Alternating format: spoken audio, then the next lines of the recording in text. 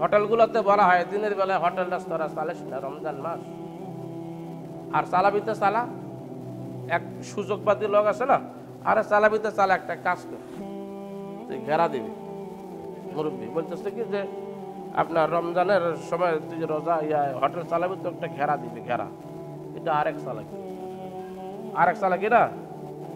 আমাদের বীরগা হোটেলে যান, দিনের বেলা হোটেল চালু, পর্দা দিয়ে ঘেরা দিয়েছি, তার ওর ভিতরে যা ঢুকি দেখিবেন কারা কারা আছে এখানে, হাই রে বিড়ি আর যত রকমের খাওয়া দাওয়ার আয়োজন এখানে। আর একটা সুবিধা হয়ে গেছে, পর্দার ভিতরে থামো, আল্লাহ তো দেখা পাচ্ছে না, আল্লাহ দেখা পাবে? ও আল্লাহ দেখা পাবে। ঈমান যদি থাকে কোনো বান্দার, একটি রোজা নষ্ট করবে না। আপনি যতই তালবাহানা করেন না কেন, আল্লাহর ইবাদত করতে হলে আনুগত্যের সহিত করতে হবে।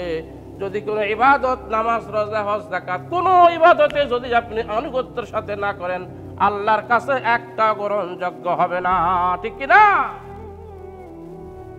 যার আনুগত্য আছে আল্লাহর উপরে, কোনোদিন সে রোজা ভঙ্গ করবে না।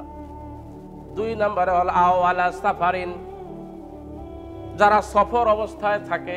কি অবস্থায়? সফর।